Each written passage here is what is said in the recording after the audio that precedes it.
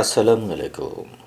আজ ২০ জানুয়ারি ২০২৫ খ্রিস্টাব্দ, ৬ মাঘ ১৪৩১ বঙ্গাব্দ, ১৯ রজব ১৪৪৬ হিজরি, সোমবার। সংবাদ পাঠ করছি মনির হোসেন কামাল। প্রথমেই শুনবেন সংবাদ শিরোনাম। ভোটার তালিকা হালনাগাদ শুরু। মারা গেছেন জাতীয় কবির নাতি বাবুল কাজী। ভোরের কাগজ বন্ধ ঘোষণা। বরগুনায় ডিআইজির সঙ্গে সুধী সমাবেশ। পটুয়াখালীতে ছাত্রী নিবাসে শিক্ষার্থীর ঝুলন্ত লাশ।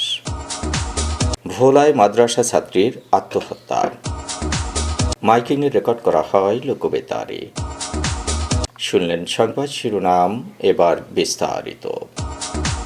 ৩ বছর পর বাড়ি বাড়ি গিয়ে ভোটার তালিকা হালনাগাদ শুরু করেছে নির্বাচন কমিশন।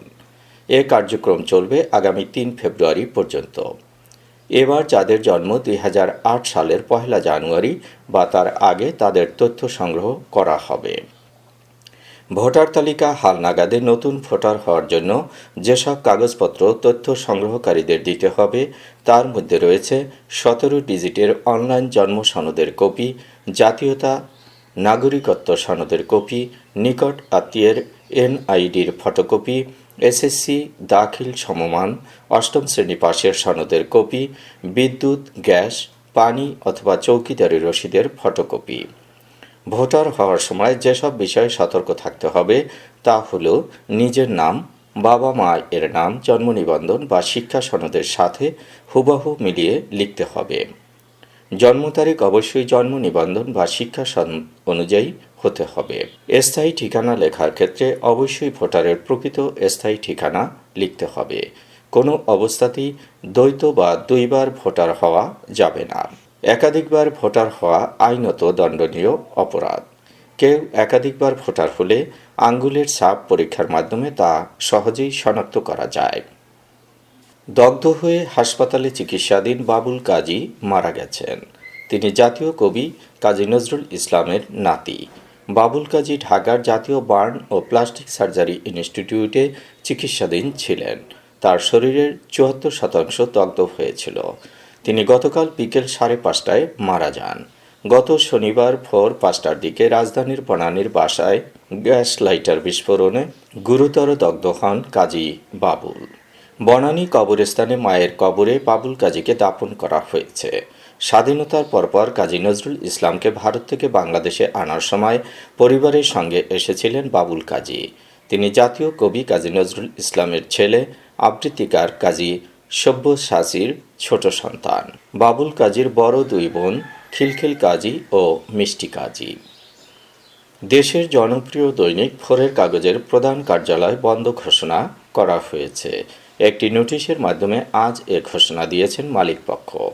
নোটিশে বলা হয়েছে, ভোরের কাগজ কর্তৃপক্ষ বাংলাদেশ শ্রম আইন ২০০৬ এর ১২ ধারা অনুযায়ী মালিকের নিয়ন্ত্রণ বহির্ভূত কারণে প্রতিষ্ঠানের প্রধান কার্যালয় বন্ধের সিদ্ধান্ত গ্রহণ করেছেন, যা ২০ জানুয়ারি ২০২৫ তারিখ থেকে কার্যকর হবে।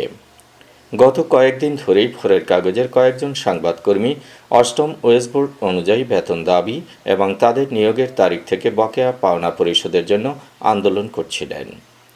রবিবার সংবাদকর্মীদের একটি অংশ সাংবাদিক ইউনিয়নের নেতা এবং বহিরাগতদের নিয়ে ভোরের কাগজের প্রধান কার্যালয়ের সামনে সমাবেশ করেন। তারই পরিপ্রেক্ষিতে আজ মালিকপক্ষ নোটিশটি জারি করেছে। ১৯৯২ সালের ১৫ ফেব্রুয়ারি মুক্ত চিন্তার দৈনিক স্লোগান নিয়ে যাত্রা শুরু করে বাংলা এই দৈনিক পত্রিকা। বরগুনায় ডিআইজির সঙ্গে সুধী সমাবেশ অনুষ্ঠিত হয়েছে। পুলিশ লাইনে আজ সুধী সমাবেশের আয়োজন করা হয়। প্রধান অতিথি ছিলেন বরিশালের ডিআইজি মঞ্জুর মোর্শেদ আলম। সভাপতিত্ব করেন পুলিশ সুপার মোহাম্মদ ইব্রাহিম খলিল। আইনশৃঙ্খলা পরিস্থিতির উন্নয়ন, অপরাধ দমন, মাদক কিশোর গ্যাংসহ সার্বিক উন্নয়নে সভাটি করা হয়েছে। সভায় বিভিন্ন রাজনৈতিক দলের নেতাসহ সুধী সমাজের প্রতিনিধিরা উপস্থিত ছিলেন।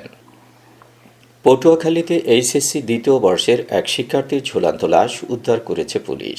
গতকাল শহরের সরকারি মহিলা কলেজের হোস্টেল থেকে তার লাশ উদ্ধার করা হয়। রিয়া মনি আক্তার মিলা, দশমিনার মনিরুল ইসলাম ও পারভিন বেগম দম্পতির মেয়ে এবং ওই কলেজের হিসাব বিজ্ঞান বিভাগের শিক্ষার্থী ছিল।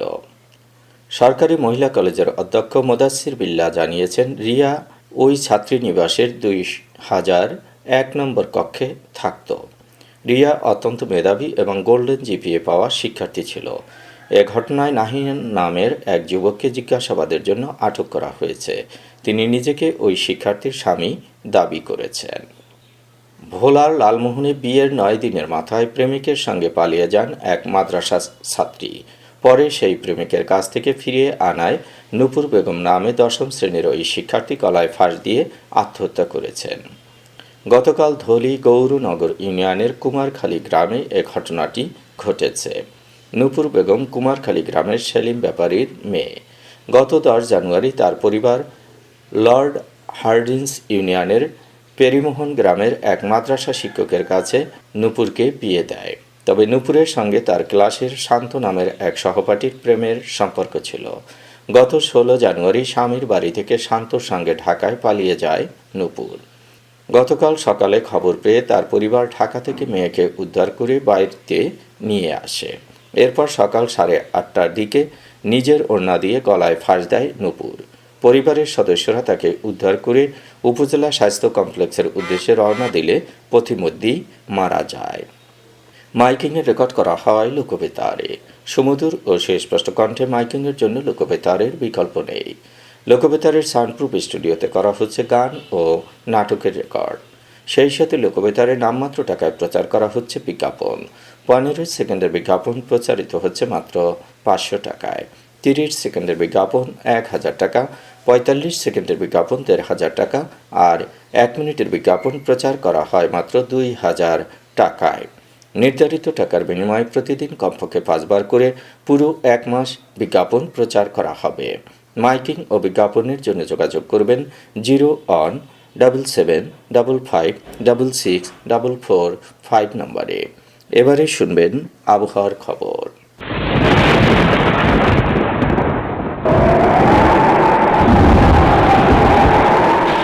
উপমহাদেশীয় উচ্চচাপ বলয়ের বর্ধিতাংশ পশ্চিমবঙ্গ ও তৎসংলগ্ন এলাকা পর্যন্ত বিস্তৃত রয়েছে। মৌসুমের স্বাভাবিক লঘুচাপ দক্ষিণ বঙ্গোপসাগরে অবস্থান করছে। এর বর্ধিতাংশ উত্তর পূর্ব বঙ্গোপসাগর পর্যন্ত বিস্তৃত। অস্থায়ীভাবে আংশিক মেঘলা আকাশসহ সারা দেশের আবহাওয়া শুষ্ক থাকতে পারে। মধ্যরাত থেকে সকাল পর্যন্ত দেশের উত্তর অঞ্চলে মাঝারি থেকে ঘন কুয়াশা এবং দেশের অন্যত্র হালকা থেকে মাঝারি ধরনের কুয়াশা পড়তে পারে। সারা দেশে রাত এবং দিনের তাপমাত্রা একরকমই থাকতে পারে। আজ দেশের সর্বোচ্চ তাপমাত্রা ছিল টেকনাফে 30.8 ডিগ্রি সেলসিয়াস এবং সর্বনিম্ন তাপমাত্রা ছিল চুয়াডাঙ্গায় 9.6 ডিগ্রি সেলসিয়াস। বরগুনার সর্বোচ্চ তাপমাত্রা 27.5 ডিগ্রি সেলসিয়াস, সর্বনিম্ন 11.6 ডিগ্রি সেলসিয়াস। আগামীকাল সূর্যোদয় হবে ভোর 6:44। সংবাদ শেষ করার আগে শিরোনামগুলো আবার পড়ছি। ভোটার তালিকা হালনাগাদ শুরু। মারা গেছেন জাতীয় কবির নাতি বাবুল কাজী। ভোরের কাগজ বন্ধ ঘোষণা। বরগুনায় ডিআইজির সঙ্গে সুধী সমাবেশ। পটুয়াখালীতে ছাত্রীনিবাসে শিক্ষার্থীর ঝুলন্ত লাশ। ভোলায় মাদ্রাসা ছাত্রীর আত্মহত্যা। মাইকিংয়ে রেকর্ড করা হয় লোকবেতারে। সংবাদ শেষ করার আগে জানিয়ে দিচ্ছি লোকবেতারে সংবাদ জানানোর মোবাইল নম্বর। আপনার এলাকার গুরুত্বপূর্ণ সংবাদ জানাতে ফোন করুন 01775664445 নম্বরে। আর লোকবেতারের সাথে যুক্ত হয়ে গান শুনতে চাইলে SMS করুন 01782973478 নম্বরে। মোবাইল করবেন 01959438545 নম্বরে। বিশ্বের সব জায়গা থেকেই শুনতে পারবেন লোকবেতার। লোকবেতার FM.org ওয়েবসাইটের মাধ্যমে শুনুন সরাসরি অনুষ্ঠান। সংবাদ পাঠ এখানেই শেষ করছি।